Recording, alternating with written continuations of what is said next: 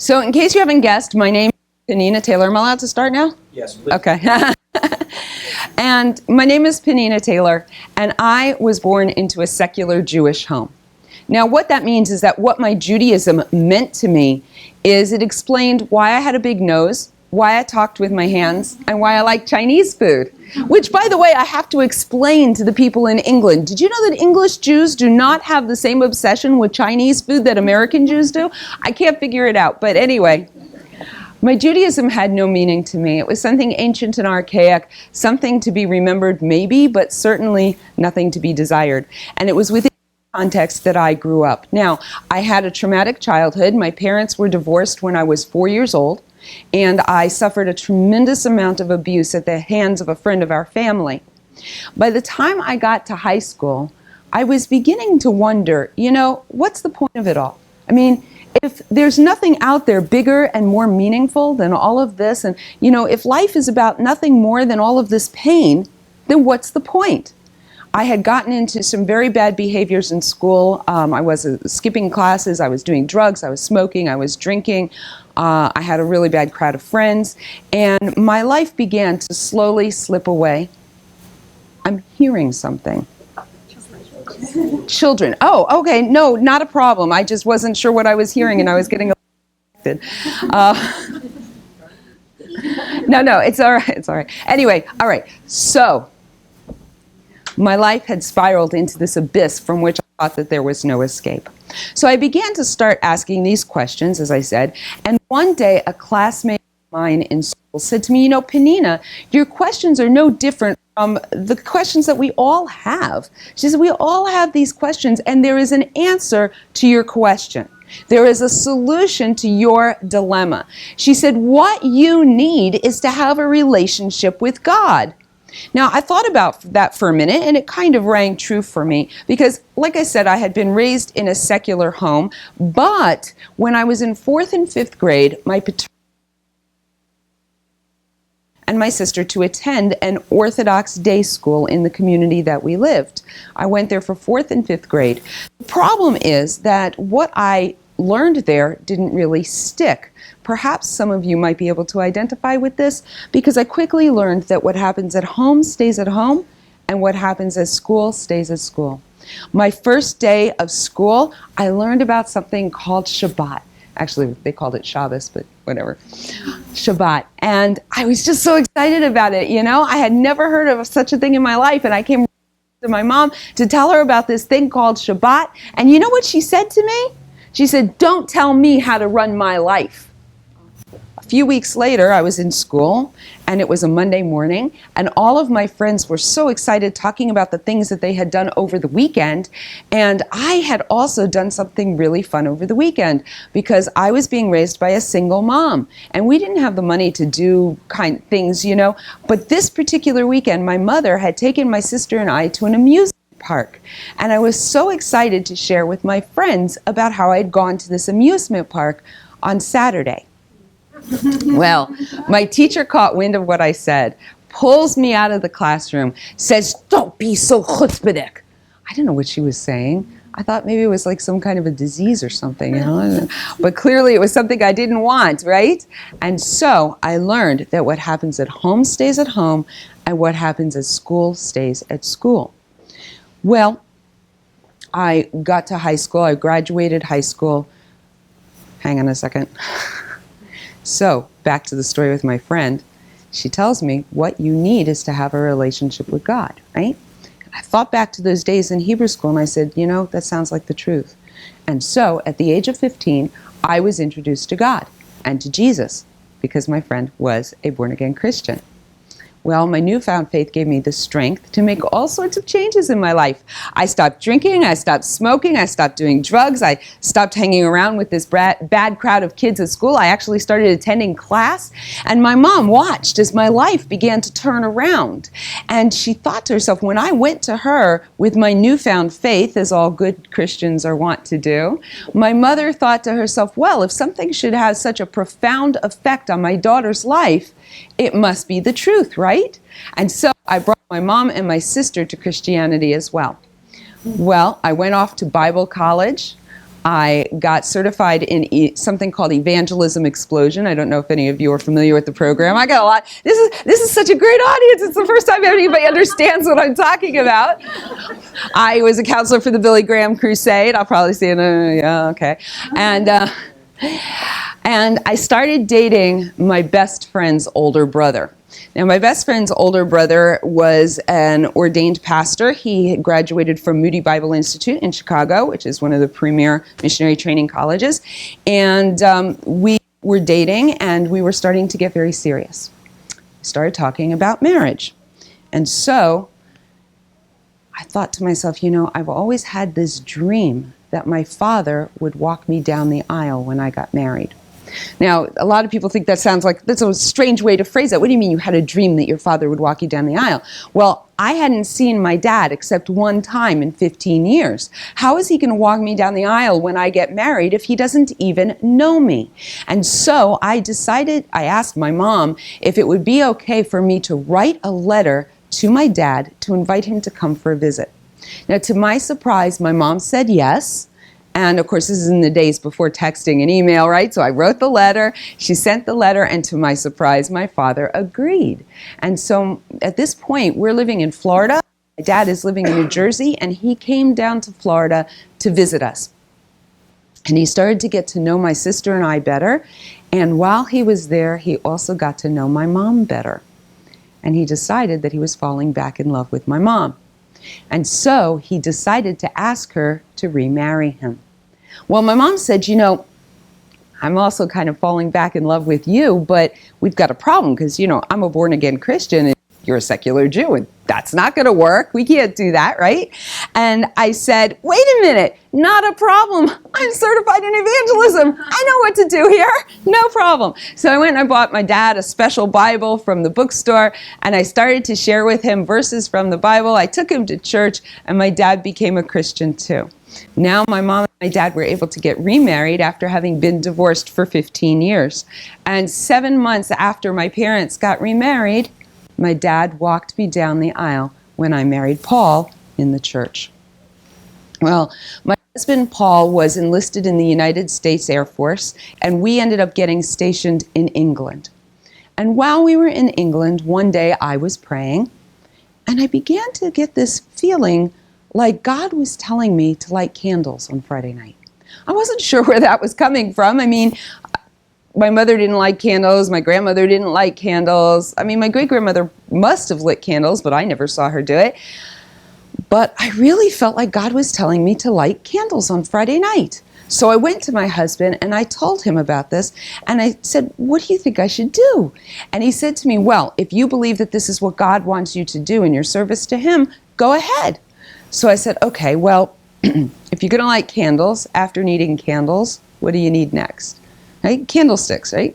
This is very funny. I love the fact that I get to talk to all these different audiences, because when I'm talking to a bunch of high school girls and I say, if you're going to light candles, what do you need? Usually the girls will say candlesticks. If I'm talking to boys' high school and I ask them, if you're going to light candles, what do you need? What do you think the boys answer? Matches. That's right. Exactly. Matches. When it's a mixed audience, they usually are like, I don't understand the question. But no. So besides candles, you need candlesticks, right? Excuse me.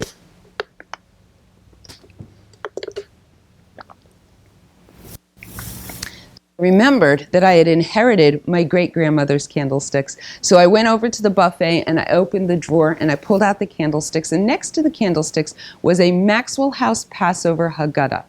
Now, Maxwell House, some of you are familiar with that. Maxwell House, of course, is a coffee company, and every year for Passover, they run a special line of kosher for Passover coffee. And as part of their shtick, they would sell this Passover Haggadah. They would give it away. They would say, buy 2 of our jars of kosher for Passover coffee and you get a free Haggadah, right? So why did I have this Haggadah in the drawer? Well, I told you my family was secular, but we did one thing Jewish each year, and that was Passover. Now, Our Passover Seder was probably not like anything that you guys would recognize as a Passover Seder. This is what our Passover Seder looked like. We would come to my grandparents' house and we would walk in, and my grandparents would greet us. My great-grandmother would say, "Good Yontif." I had no idea what she was saying, but that's what Bubby said. And my father would pull out this stack of Maxwell House Passover Haggadahs that he had collected. He would pass them out to us. We would sit down, and he'd say something like, "Okay, everybody open to page 15." So we would open the Haggadah to page 15. He would read one paragraph. We would sing the chorus to Dayenu, and then we would eat. Now, we did have a piece of matzah because it was Passover after all, but we also ate a whole lot of other foods that you wouldn't think of as kosher for Passover. Well, but that was my memory of this event, and it was a fond family memory. So when I got married, I asked my grandmother if it would be okay for me to take one of these Haggadahs. And of course she said yes. And so I had this Haggadah next to the candlesticks in the drawer. Now, what does that have to do with lighting candles on Friday night? Well, I remembered that inside the front cover of the Haggadah was the blessing for lighting candles, because we light candles at the beginning of every Jewish holiday. And at the bottom was the special line to include for Shabbat, because sometimes Passover begins on Friday night. And so using the Maxwell House Haggadah, and God bless Maxwell House, not only did it have it in the Hebrew and in the English, but it had it in the transliterated Hebrew, which is the Hebrew and English letters. And I began to light candles on Friday night using this Passover Haggadah. So here I am, I'm lighting candles on Friday night, and meanwhile I'm still going to church on Sunday. A little while later, one day, my husband comes running down the stairs. "Penina, Penina!" Of course, that's not what he called me, but "Penina!" He said, "I was reading in the Old Testament."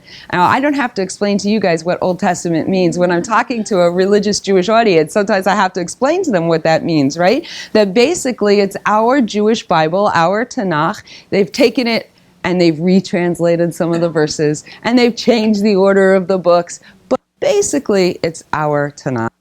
Anyway, my husband says, "I was reading in the Testament, and I came across a verse where God says that there's something that the Jewish people are supposed to do forever."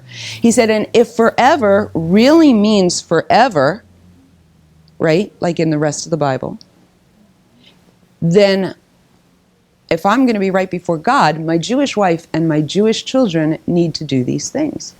So now you have to understand, in a 45-minute, 1-hour lecture, there's no way that you can get the entire picture of what's going on here. And sometimes people will say to me, "Wow, you were all over the map religiously." And I have to explain to them, no, not really. If you step back and you take a look at the big picture, what you see is two people who were on a journey for truth.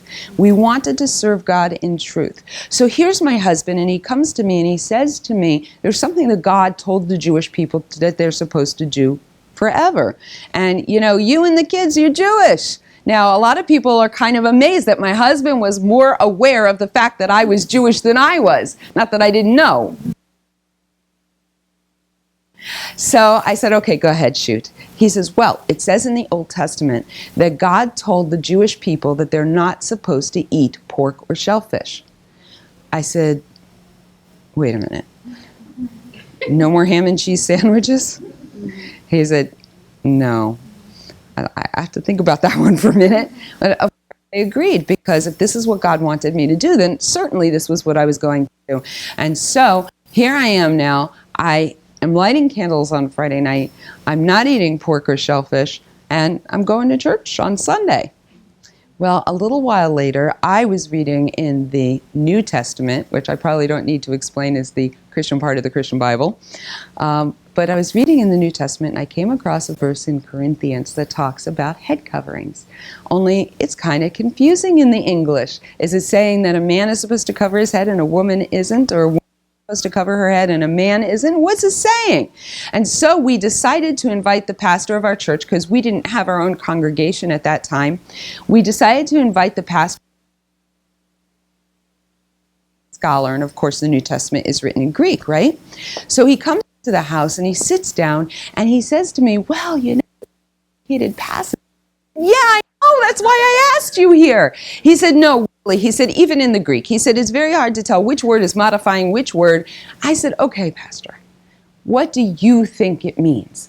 He said, well, what I think it means is that married women are supposed to cover their head when they pray. But I can't teach that because women nowadays, they don't want to hear it. Well, if you're somebody who's seeking truth and you believe something's right, women nowadays not wanting to hear it, enough reason to not do it. Of course. So I decided to start covering my head when I prayed. I started with a hat. The only problem is, like I said to you, I'm a highly distractible person. So I don't like labels, so that's my way of saying, explaining my situation. So I would put my hat on when I wanted to talk to God, because prayer is talking to God, right? And when I was done, I would take the hat off and I would go and I would put it down somewhere. But then when I wanted to talk to God the next time, I first had to remember where I had put the hat, right? So I'm kind of like, hang on a minute there, big guy, just a minute. And I would go and I would find the hat. Only by the time I found the hat, I forgot what it was I wanted to say to God. So I decided there had to be a better solution. I got a scarf. And I put the scarf around my shoulders. And when I wanted to talk to God, I would put it on. And when I wasn't talking to God, I would leave it on my shoulders. Only thing is, I discovered that I talked to God throughout the course of the day, right? I'm sure that you guys can identify with this. So on went the scarf, and off went the scarf, and on went the scarf, and off went the scarf. And finally, I just said, oh, forget it. And I decided to wear the scarf all the time. So now here I am. I'm lighting candles on Friday night. I'm not eating pork or shellfish. I'm covering my head all the time. And going to church on Sunday. That's right. You guys need to wake up. I know it's late, but yeah. I'll try to be more energetic. Going to church on Sunday. Well, something began to happen inside of me. Back then, I couldn't have told you what it was. Now, looking back at it, I call it my spiritual identity crisis. Because what happened was my Jewish soul, my neshama, began to be at war with my Christian beliefs. You see, I believe that any time that a Jewish person begins to take on the mitzvot, begins to do the commandments that God gave the Jewish people, they open up a conduit between their soul and God, and there's a communication that starts going on. And so I started to experience this restlessness inside, and I had no clue what it was about. Well, short time later, my mom and my dad came to visit us in England. Now, last I had left my parents, they were attending a nice little Assembly of God church in Pittsburgh, Pennsylvania. I'm helping my mom unpack her suitcases, and one of the suitcases is full of Judaica items. Sitters, tzitzit, kippot, shofars, all kinds of Jewish stuff. I said to my mom, Mom, with the Jewish stuff. And she said to me, well, while we were in Pittsburgh, we met a group of people who were born Jewish, who believe in Jesus, and they found a way to synthesize their Jewish heritage with their Christian faith, and they call themselves Messianic Jews. Now, I had never heard of that term before, but I had heard of Jews for Jesus, and it intrigued me.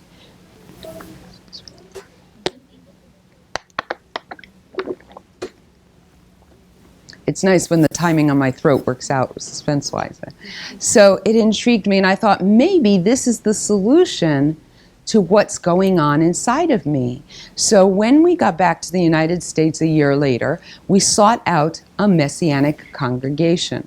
And my husband and I started going to this Messianic congregation, and we very quickly, we were in leadership in all of the churches that we were at up at this point. We quickly were incorporated into the leadership of the Messianic congregation. I was leading women's ministry, deaf ministry, music. I was leading worship sometimes, and my husband was a deacon in the congregation. Why they chose to use the word deacon, I'm not sure, but anyway. And so we were very active in this congregation, and my parents, now we're in Maryland, okay? My parents are in Maryland, and they said the closest Messianic congregation is over an hour's drive away. Maybe we should start our own Messianic congregation. I mean, Paul's an ordained pastor. Penina, you lead all these ministries and stuff, and Mom and I are really administrative. So together we'd make a really great team. So my husband and I went and did what we should do, which is we went and prayed about it, and we decided, God's will, that we start this Messianic congregation. But I thought to myself, if we're going to be doing something called Jewish, because it is actually Messianic Jewish, right? Maybe we should know a little something about Judaism, don't you think? So I decided to go to the Jewish bookstore to get a book on Judaism. No, the Jewish bookstore has a lot of books on Judaism, but I found one that had an intriguing title. It was called How to Run a Traditional Jewish Household. It's written by a very Orthodox woman named Blue Greenberg, and in it, instead of calling herself Orthodox, she used the term Torah observant, okay? So I thought to myself, wow, I like the sound of that. Torah observant. Maybe that's what we need to be. Maybe we need to be Torah observant Messianic Jews. So I went back to the Jewish bookstore. Yeah, you thought that was the end of my story, right? I went back to the Jewish bookstore and I bought the Kitzur Shulchan Aruch, which is the condensed code of Jewish law, in English, of course, but I read through that 3 times. Then I went back and I bought this giant art scroll book on keeping kosher, not the little one, the big one with all the charts to try to figure out how we could have a kosher meal and food cooked at non-Jews' houses and whatever. And I went back and I got books on family purity and keeping Shabbat, and basically everything you could learn about being an Orthodox Jew from a book, I learned. Now, you cannot learn everything there is to know about being an Orthodox Jew from a book, but whatever you could, I did, and we began to make changes in our lives. I started to dress modestly. My husband and my son started wearing a kippah and tzitzit, and if you ran into us on the street, you would have thought we were an Orthodox Jewish family, just like any Orthodox Jewish family, and I forgot to ask God what the most Orthodox community in Texas is, but if there is one. That's right where we were today. Oh, okay. So what's that community called? Yeah, we've got a lot of things. It would be considered Maryland. Marland? Myron. Meyerland. So if you would run into us on the street, you would have thought we were an Orthodox Jewish family, just like any Orthodox Jewish family in Borough Park or Jerusalem or Meyerland. You would not have also known that we were Christians or Messianic Jews. Well, we ran the congregation with my parents for about 3 years, and then, as you can imagine, running a joint leadership program with your parents can be a little tense sometimes. And my husband and I started to get burned out, and we decided that we valued our relationship with my parents more than our position as leaders of this congregation. And so we decided to leave. My parents continued to run the congregation for a few more years, and we ended up at a Messianic congregation. The story a little short. If you want to know more details, and especially about my husband's part of the journey, I'll have to give a plug to my book. I have 2 books over there. One is my story, and the other one is basically a counter-missionary Jewish Christian polemics book.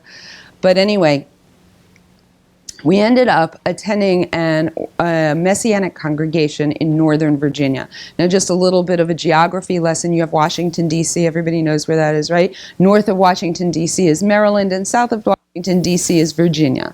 So we lived east of Washington, D.C. My husband worked in Virginia. We figured we were going to move to Virginia. We went to a Messianic congregation in Virginia. But one day there was an event at the Messianic congregation in Baltimore, and we were at the event. And after the event, there was food. Because let's face it, you have Jews, you have an event, you have food, right? Sure. It doesn't matter that the Jews believe in Jesus. You have Jews, you have an event, you have food. And so we're standing around after the event, and there's this really nice blonde-haired lady who is trying to convince me that the food is kosher, because she can tell by looking at me that that might be something that's important to me. And so she stops mid-sentence, excuse me. I don't know, it must be flying or something. It's really getting to my sinuses.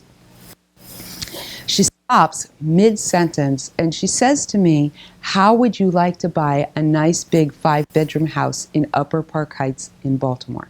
Now you have to understand something. Upper Park Heights is the heart of the ultra-Orthodox community in Baltimore, okay? I don't even know how to compare. It's probably not anything like Meyerland. It's like Mea Sharim in Jerusalem, like Williamsburg in New York, if you've ever heard of it, right? So she says, in fact, I believe God wants you to buy this house. Now, what I think is most hilarious is when I tell this story to a room full of Orthodox Jews, they burst out laughing when I say that. I didn't get one laugh here because you all know, you're familiar with the way she was talking, right? I believe God wants you to buy this house. Now, obviously, I was used to people talking like that, but I did think that maybe this woman was a few slices short of a full loaf, and I'm not one who's into confrontation, so I figured I'd have to find a way to get out of it, right? So how am I going to get out of it? Marriage 101, blame it on your husband, right? So I said to her, hey, I said to her, I need to talk to my husband. I figured what was going to happen.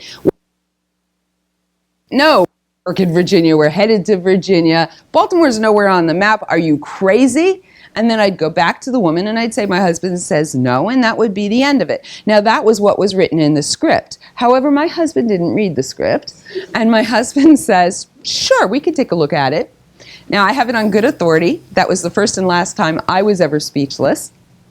But after picking myself up from shock, I went over to the woman and I said, my husband says that we could take a look at it. So we drove up to the house in Baltimore. And the funniest thing happened when we drove up to the house. I suddenly got this feeling, something said to me, you're home. Now, I wasn't sure whether it was the proximity of the other Jewish souls in the area or the men walking down the street in black hats and black jackets. I don't know what it was, but something said, you're home. And we went in and we looked at the house and we fell in love with the house because, first of all, it was a really big house. It had originally been small and had been pushed out in several directions, so it had a lot of character, but it was 3 times the size of the house that we were currently living in, where I was homeschooling our 4 children in the dining room, and the walls were closing in on me. And so we fell in love with the house, but we did what a Messianic couple in our situation would do. We went back to our congregation. We asked them to pray concerning God's will as to whether or not we should buy the house. Of course, they had a separate prayer meeting for the purpose. And would you know it, all 250 members of the congregation,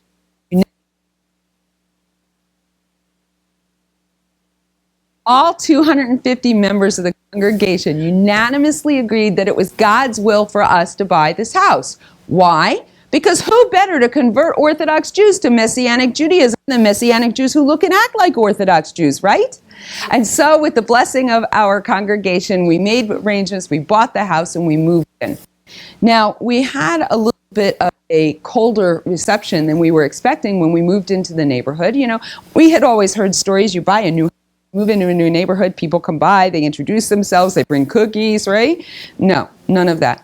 I didn't find out for many years that when this woman had bought the house 3 years before, she had taken it upon herself to go knocking door to all her Jewish neighbors, and they were all Jewish, to let them know, just in case they didn't know, that they were all hopelessly lost and going to burn in hell forever because they didn't believe in Jesus.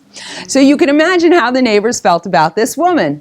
And you can imagine how ecstatic they were when she told them that she had sold the house, until she told them that a nice Messianic family was moving in next door. They didn't mean to be rude, they just didn't know what to do with us. I mean, in America, Jews know how to live next door to non-Jews, but what do you do when a Jewish family is moving in next door whose sole purpose, pun intended, is to convert you and your children to some form of Christianity? And so they didn't know what to do. But my husband and I started thinking, Saturday's coming, Shabbat, get in the car and we drive to the Messianic congregation that is not walking distance from our house. Nobody in the community is ever going to listen to a thing that we have to say, right? So what are we going to do? Well, we prayed about it, and we decided that on Shabbat, we would attend one of the more than a dozen Orthodox synagogues in walking distance of our house, and during the week, we would go to midweek Bible study to get our fill of Jesus. Well, which shul do we go to? Which synagogue do we attend? We decided, we found out that the rabbi who owned the bookstore that I had been going to all that time, he also happened to be a community rabbi. He had his own shul. And so we decided that that's where we would go. Fortunately for us, it was a little bit of a walk, so they didn't know who we were. And Shabbat came, and we decided to go to this shul. And we had the most amazing, quite incredible. Everybody there was really, really fantastic. They helped me to follow along in the Torah reading. They helped me to follow along in the prayers.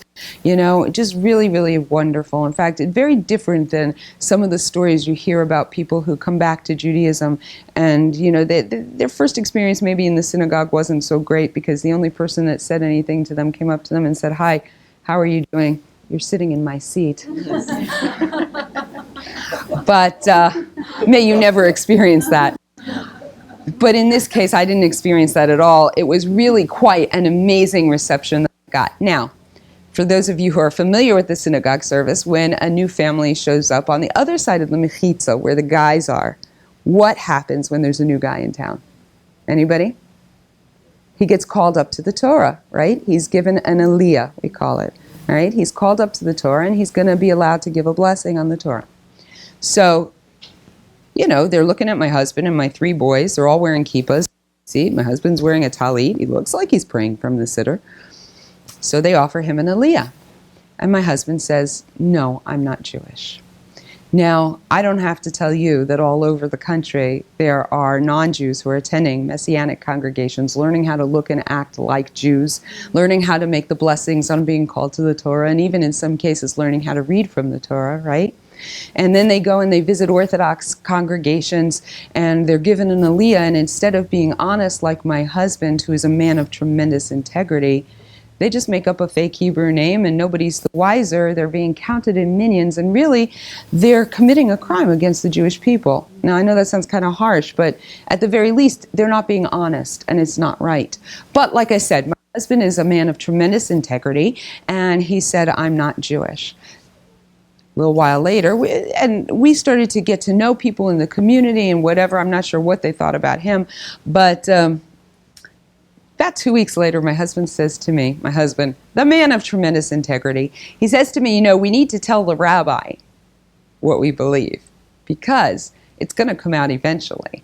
He said, "And we don't want him to feel betrayed. We don't want him to feel like we've been lying to him. So we need to tell him that we believe in Yeshua," is what we called him, of course, Jesus. And I said, "I don't think that's a good idea. I don't see this ending well." But he insisted, and I relented, and we invited the rabbi to come talk to us. Now, knowing that my husband wasn't Jewish, and I was, what do you think the rabbi thought we wanted to talk to him about? Conversion, of course. So the rabbi comes in, and my husband starts telling him what he believes. And the rabbi stops him after about a minute and says, "Well, wait a minute. You don't believe that anymore, do you?" To which my husband says, "Yeah." Well, in the moment it took for absolute shock to register on the rabbi's face, I began to see my world implode. Because we had just bought this big, expensive house. We couldn't just turn around and sell it. And kids were homeschooled, and if they kicked us out of the shul, who were my kids going to play with? And maybe they were going to take our pictures and put them on a poster and post them on lampposts going down the street, you know, warning, missionaries. I don't know, maybe my kids were going to get beaten up. I didn't know what was going to happen. And so I started to cry. So the rabbi turns to me and he says, "Well, what do you believe?" Now, here to tell you that at this point in my story, I've been a Christian for 17 years. I was certified in evangelism explosion. I served with the Billy Graham Crusade. I was responsible for bringing hundreds, if not thousands, of people to Christianity.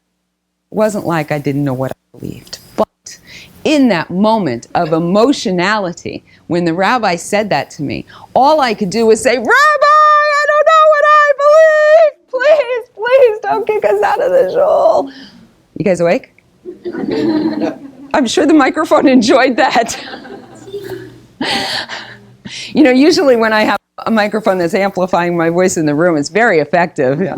But anyway, so he looked at me and he said nothing at all. And to me it seemed like it was an eternity. It probably was only like 30 seconds, but I thought he was never going to say anything to me again. But when he did, he said to me the most important thing that anyone has said to me anywhere along my Jewish journey. He said to me, "You are a Jew, no matter what you believe. even though what you believe is not Judaism. He said, let me be clear. It's not Judaism. It's not kosher. It's not okay. But you are a Jewish woman who is responsible before God to fulfill the mitzvot, the commandments that God has given the Jewish people. He said, therefore, I'm going to allow you and the children to continue to come to the shul. He did ask that my husband not come for a while because he didn't know what to do with him. But he said, there's one caveat. He said, I want you to talk to a guy from an organization called Jews for Judaism. Now, I have never heard of Jews for Judaism before, but I'm not stupid.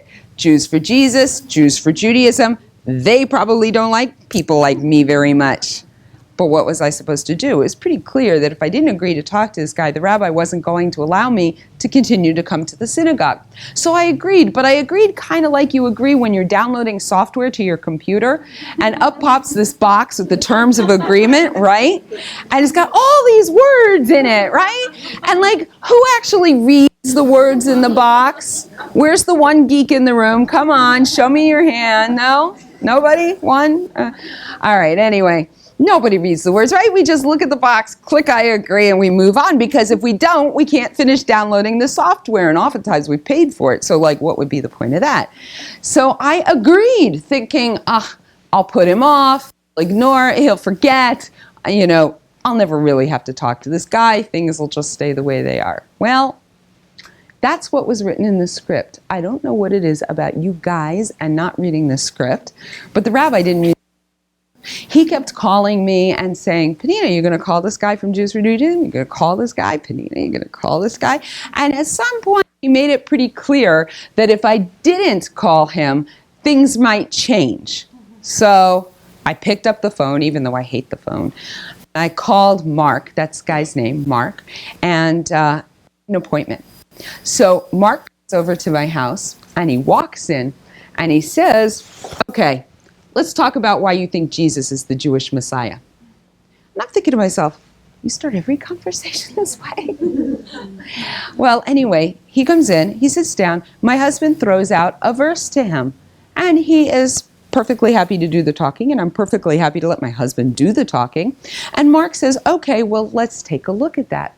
So Mark he pulls out a Bible, he opens the Bible to Isaiah, and he says to me, now, Penina, you've read this verse in its context before, right? I said, of course I have. I read my Bible every year from cover to cover. Now, this is where, if I were speaking to an audience of Jewish people who have no idea what I'm talking about, I would ask them, how many of you have ever read the entire Jewish Bible, the Tanakh, all of it, from cover to cover, at least once in your life in a language that you understand, which for most of us is English? I'm sure it would not shock any of you how few hands I get raised when I say that. And so then I offer this challenge, and if you would raise your hand, or not raise your hand, if you're sitting in this audience and you're someone who has never read the Tanakh, all of it, I would challenge you.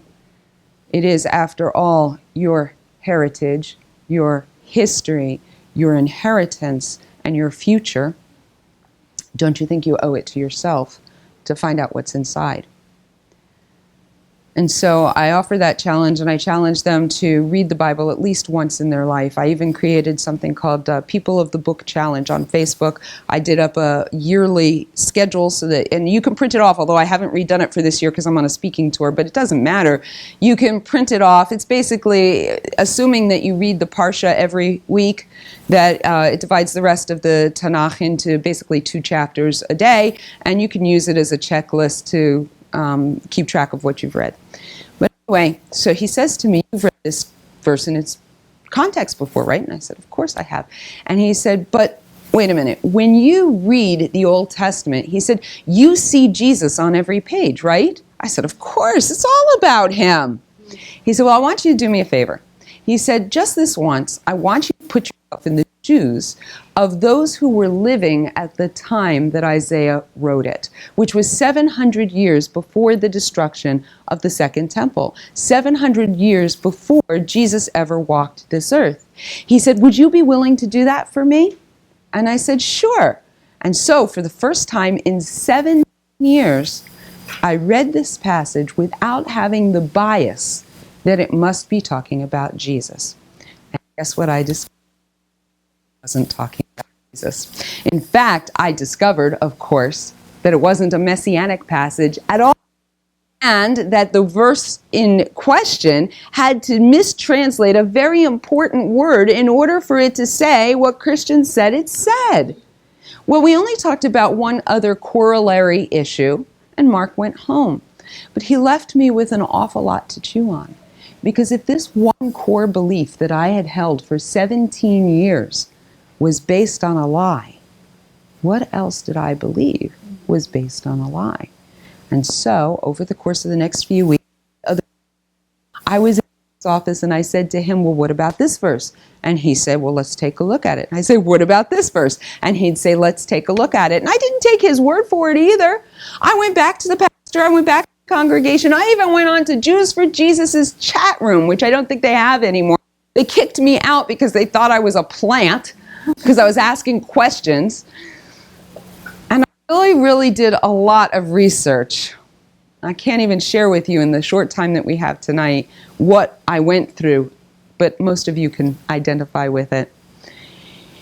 And one by one, the bricks of the foundation of my faith were being pulled out, right? Eventually, the entire structure had to collapse. And then I was faced with the daunting task of trying to figure out what it was I did believe. I mean, if this one core belief that I had held for 17 years was based on a lie, what else did I believe was based on a lie? And so I started to say, you know, is there still a God? Do I still believe in God? And if I still believe in God, what does that mean for the Old Testament? Is it really God's word to the Jewish people or not? And if it is, what does that mean for me as a Jewish woman? Do I need to be Torah observant, or could I be something else? Now, since I'm standing here talking to you today, you could probably figure out what my conclusions were. I decided to convert to Buddhism. I just to throw that in to make sure you're still awake, because we're on now. But no, obviously I embraced Torah observant Judaism. Now, I had a problem though. At this point, I have 4 children. They are 6, 8, 10, and 12 years old. And my 12-year-old son is less than a year from bar mitzvah. And I knew that if he still believed in Jesus, there was no way that the community was going to bar mitzvah him. So I started to talk to him about what it was that I had discovered. And I said to him, you know, we used to believe this. And Judaism actually says that it means this. I want you to take a look at it and decide for yourself. Now, because I was homeschooling him, I was able to give him these things as assignments. And he went through them. In fact, I had a funny incident where at one point, I think it was Daniel 9 that I had given him to look at. And I looked in the assignment drawer, and there was a piece of paper, but it only had 2 lines on it. And it basically said, theologians haven't been able to solve this question for 2,000 years. You expect me to? I had to give him an A for that, of course. Well, anyway, so my son decided that Judaism was the truth, and we arranged for him to get bar mitzvah in the community. Now, during this time, I was sharing with my husband and sharing with my parents about everything had discovered. Now, with my dad, it was really interesting because he's running a Messianic congregation and he's got a real stake in the things that I'm sharing with him, right? So every time I would share a verse with him and my new Jewish understanding of what that verse meant, he was like, I'm going to prove you're wrong. And he would go back and he would research and he would do all this stuff and he would come back and say, you're right. And so, bit by bit, he began to change his faith and he began to change the way he was teaching in the congregation. And little by slow, the members were dropping off 2 by 2. In fact, by the time we got to the bar mitzvah, I think he had 4 members left in the congregation. Well, we had the bar mitzvah party. My son's birthday is in the summer, and so we had a backyard barbecue, and we had to make all sorts of different arrangements. You know, I had to have members of the community light the barbecues for us because nobody, you know, whatever. Anyway, we did everything that we had to do to make sure it was kosher. And I look out the window from the house and I see in the backyard my father is talking to Mark, because we had invited Mark to the bar mitzvah. And a few hours later, I look out the window again. My father's still talking to Mark. Not my husband, my father. My father's still talking to Mark. Well, he was getting clarification on the last few points he had questions about. And by the end of the bar mitzvah party, my father and mother had decided to come back to Judaism. Well, thing is, I'm married to a guy who is a pastor, and I call him a Southern Baptist preacher boy. And that's the closest I'll ever get to a Texas accent. I don't know what that was, but anyway. Really? Okay, I'll have to work on it, especially if I'm going to be back here on a regular basis, right? I got to make myself understandable to the local people. Yeah. Nobody can figure out where I'm from. That's okay. I don't know either. But anyway, so my husband, like a lot of people, and I'm sure that many of you can identify with this, a lot of people who either become B'nai Noach or convert to Judaism, they'll tell stories about how certain things just never sat right for them. Either they couldn't handle the virgin birth or the idea that their grandma was in hell or whatever it was. But my husband didn't have that. He was a true believer. He had no questions, none whatsoever.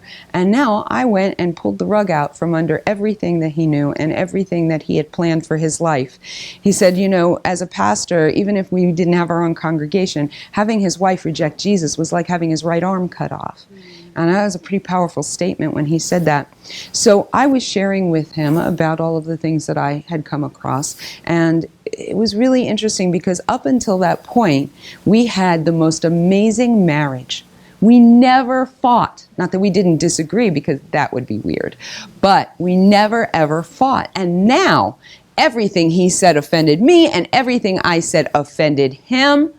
And we were fighting all the time. In fact, everybody was convinced we were going to end up divorced, not because of the difference in our faith, but because of all the fighting that was going on, right?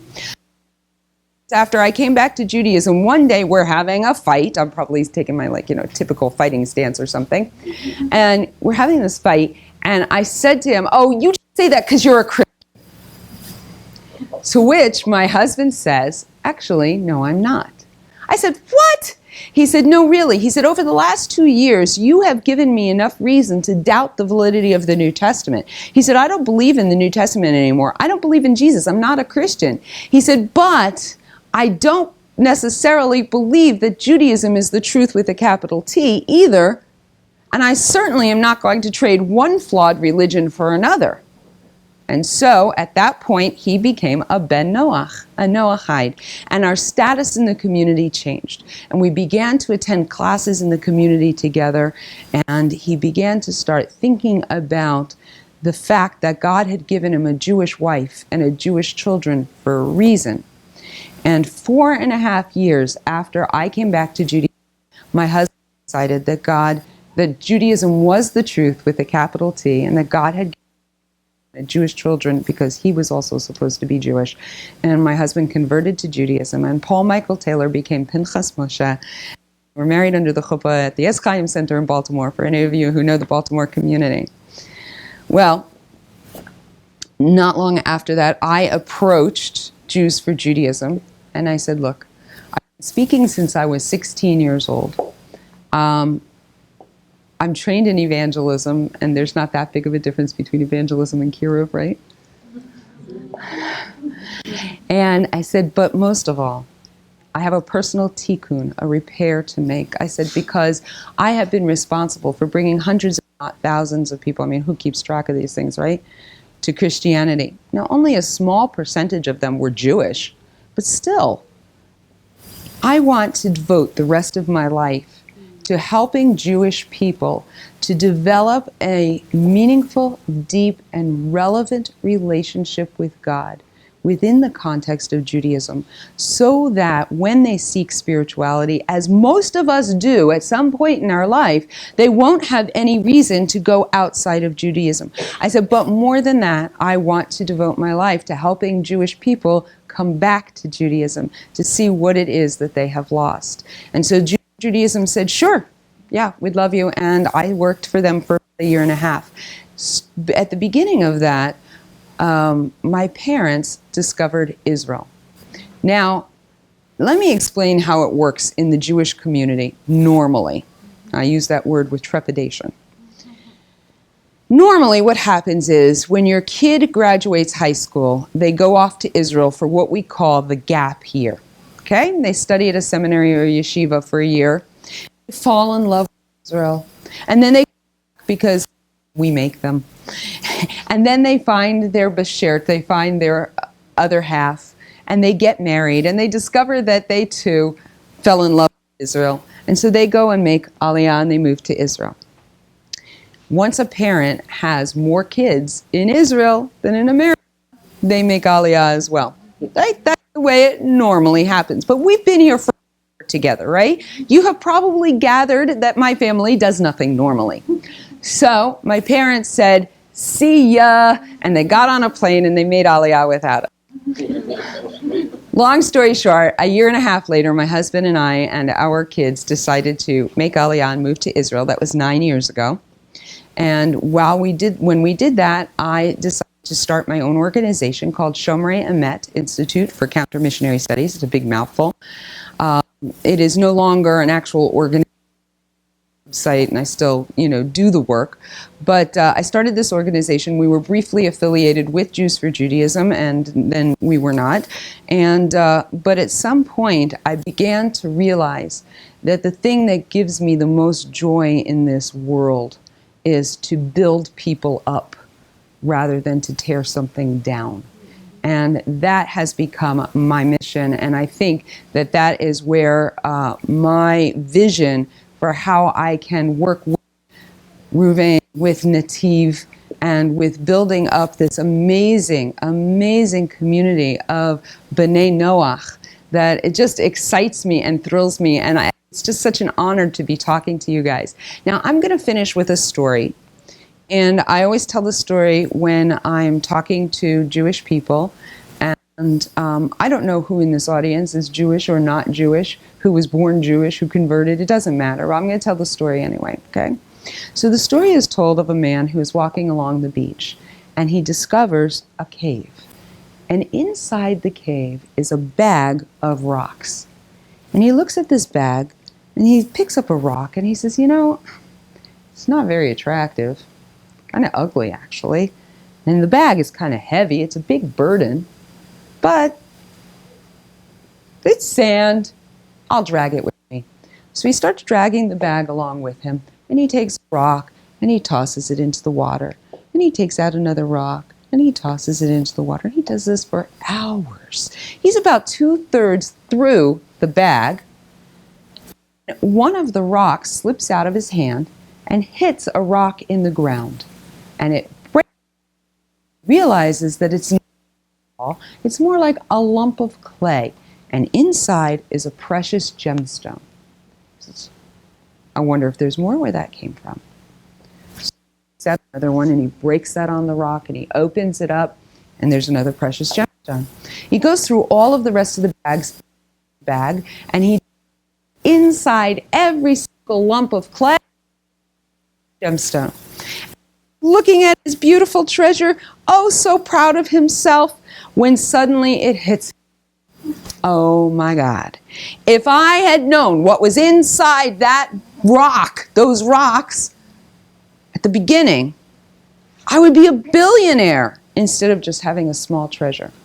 And so many of us Jewish people see our Judaism like that bag of rocks. It's a big, heavy burden.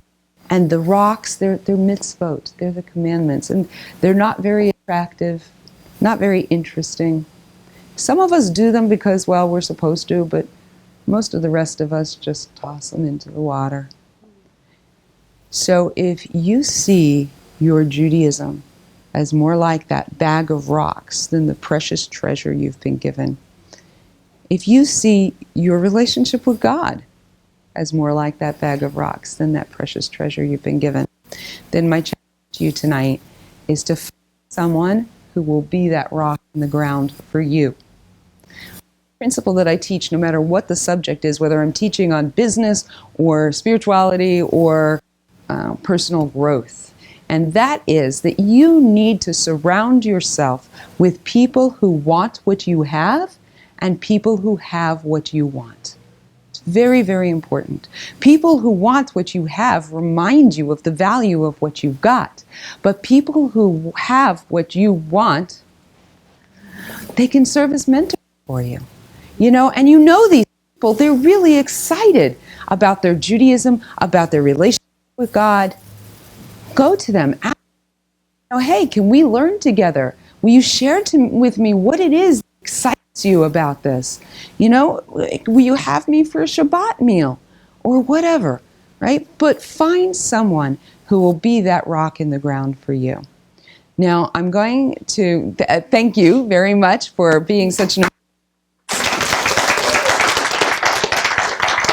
Thank you.